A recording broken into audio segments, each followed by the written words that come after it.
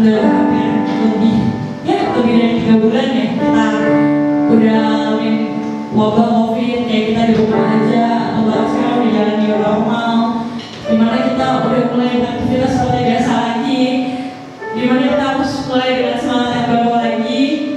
Tapi kita jangan letih gitu, kita jangan lemah, kita harus kuat di dalam Tuhan.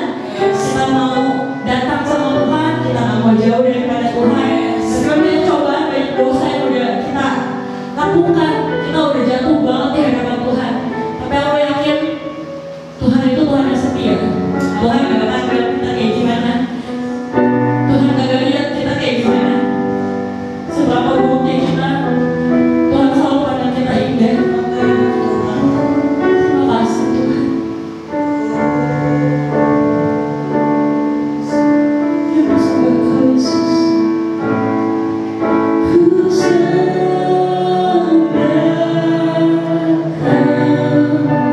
Yesus.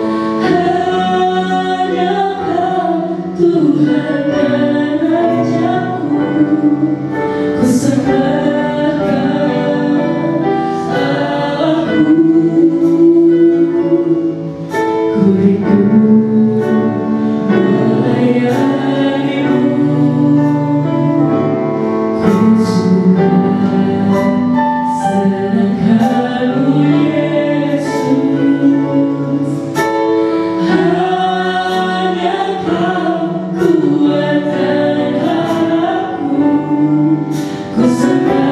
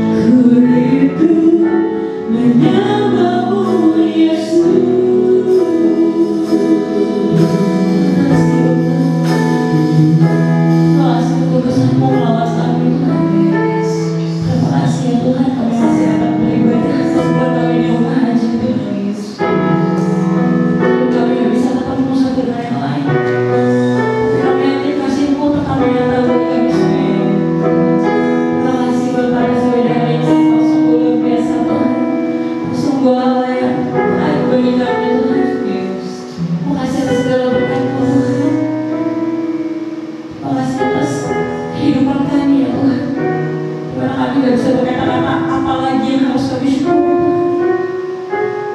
Kami mengucap syukur ya Bapa. Bapa, hari ini kami mau datang mendengarkan firman-Mu juga ya Tuhan. Kayak pakai anakmu yang akan membawa firman, jadikan dia sebagai alat supaya apa yang dibicarakan hanya keluar daripada isi hatinya Tuhan saja. Dan kami mendengarkan firman juga dapat dilawan oleh pesan daripada Tuhan. Terima kasih Bapa. Kami serahkan seluruh dari di dalam tangan-Mu. Hanya dalam nama-Mu kami berdoa dan mengucap syukur. Haleluya. Amin. Thank you Tuhan buat hari ini Tuhan, kami bisa berkumpul bersama ya Bapa, walaupun hanya online Tuhan.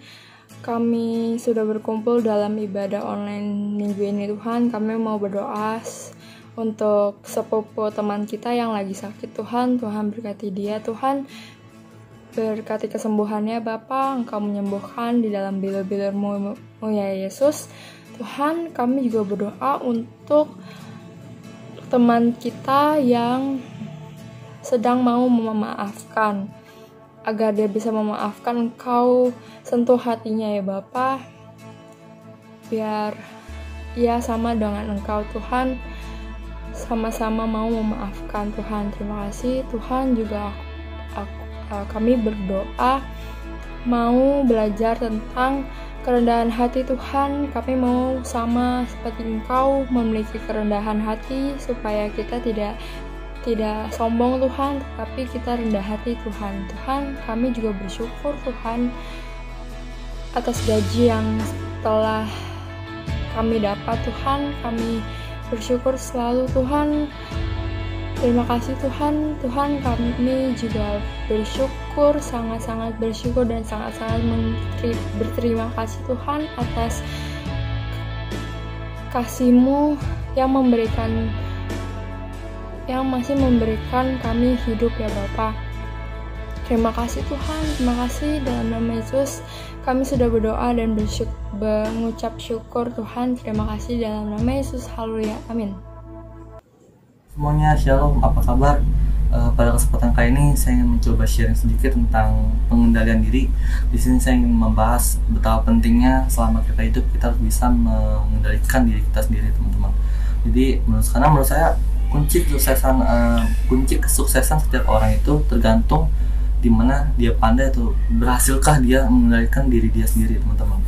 Jadi waktu itu saya baca sebuah buku, dan dalam buku itu terdapat tulisan yang menceritakan bahwa ada beberapa peneliti psikolog atau ilmuwan yang melakukan sebuah riset, sebuah penelitian di mana dia mengambil beberapa sampel orang yang akan dimasukkan ke dalam ruangan yang kosong secara terpisah, teman-teman.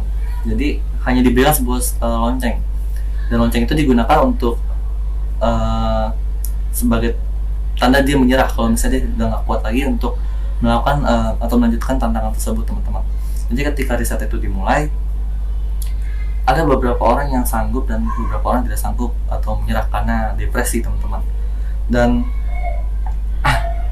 ketika riset itu selesai, beberapa puluh tahun kemudian para peneliti itu melakukan evaluasi, melakukan tahap akhir, itu melihat hasilnya, teman-teman.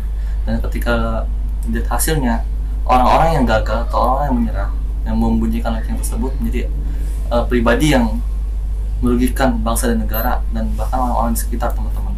Tapi bagaimana dengan orang yang berhasil melakukan tantangan tersebut sampai hingga jangka waktu yang diberikan?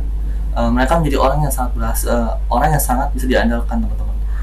Menjadi orang yang berguna bagi lingkungannya dan bagi negaranya, teman-teman. Dan jujur waktu itu saya juga pernah ada di saat saya nggak bisa mengendalikan diri saya, teman-teman. Di situ saya nggak bisa mengendalikan waktu saya nggak bisa mengendalikan uang saya, dan akhirnya saya mengalami titik di mana menurut saya itu adalah titik terendah saya, teman-teman. Dan saya mencoba untuk belajar untuk belajar ke depannya menjadi lebih baik, itu dengan cara bagaimana sih cara agar saya bisa mengendalikan sebuah diri saya, gitu, teman-teman. Dan ketika saya belajar dan ketika niat untuk belajar, di situ ada jalan, teman-teman. Dan akhirnya saya mencoba mulai dulu untuk belajar membedakan mana sesuatu yang penting atau tidak penting, mana sesuatu yang harus saya lakukan atau bisa dilakukan belakangan teman-teman. Harus ada barang yang bisa saya beli saat itu juga, atau yang benar-benar butuh saat itu juga, atau bisa saya beli nanti teman-teman.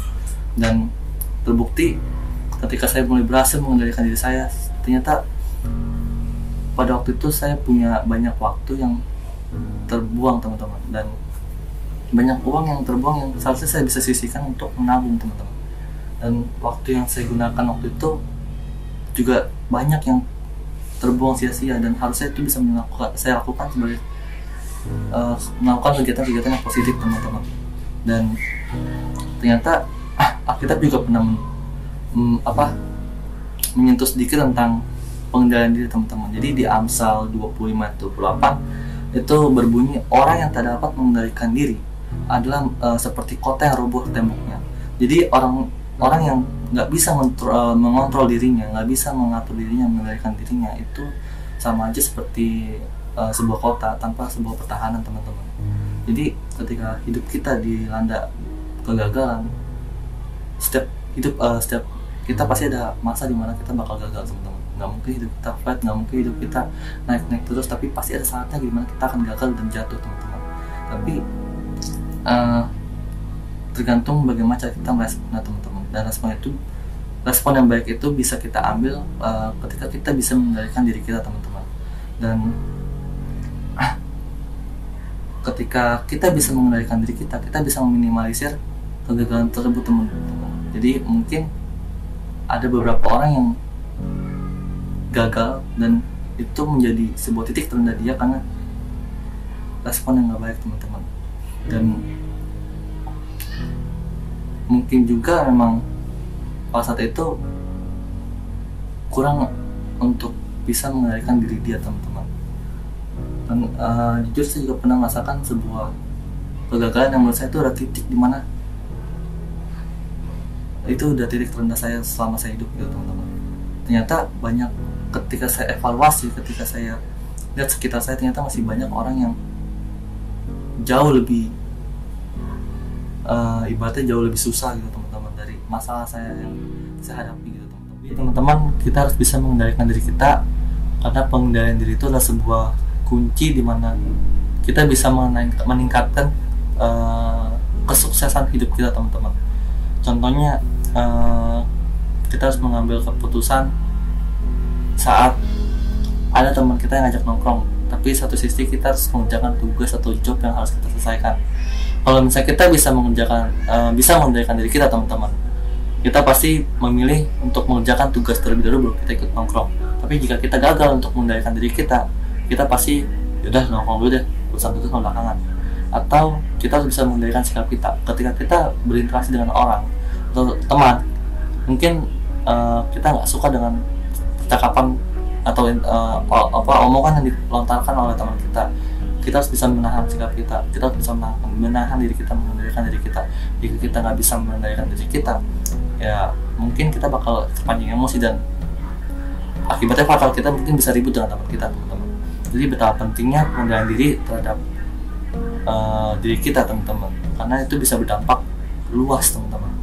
Jadi kalau misalnya kalian masih belum bisa untuk mengendalikan diri kalian, ya belajar teman-teman, usaha. Karena jujur aja sampai sekarang pun saya masih berusaha, masih tetap belajar. Memang nggak mudah untuk menjadi orang yang bisa mengendalikan diri, tapi ada banyak jalan untuk kita bisa berusaha, karena usaha itu nggak akan mengkhianati hasil teman-teman. Ya sekian, menurut saya sih itu aja yang bisa saya sharing, yang bisa saya sampaikan, betapa pentingnya pengendalian diri dan hidup kita teman-teman. Ya, mari kita bersama doa teman-teman. Tuhan, terima kasih atas perlindungan, berkat yang masih Kau berikan, kesehatan yang masih Kau berikan Tuhan. Ajar kami untuk bisa mengendalikan diri kami Tuhan, untuk bisa menjadi pribadi yang lebih baik dari sebelumnya Tuhan. Saya juga berdoa Tuhan, kami juga berdoa untuk bangsa dan negara kami. Biarlah Kau berkati, biarlah Kau lindungi negara kami Tuhan. Kau berkati dari sistem pemerintahannya, presidennya Tuhan, dan rakyatnya Tuhan. Kau berkati juga dan lindungi dokter-dokter yang berjuang di garis terdepan menangani pasien COVID-19 Tuhan. Biarlah Kau berikan kesehatan, pelindung daripada-Mu Tuhan. Terima kasih Tuhan dan nama Tuhan Yesus. Amin. Ya, terima kasih teman-teman atas waktunya. Jangan lupa pantauin IG NYC teman-teman, karena bakal ada sesuatu yang menarik setiap minggunya teman-teman. Terima kasih, dadah.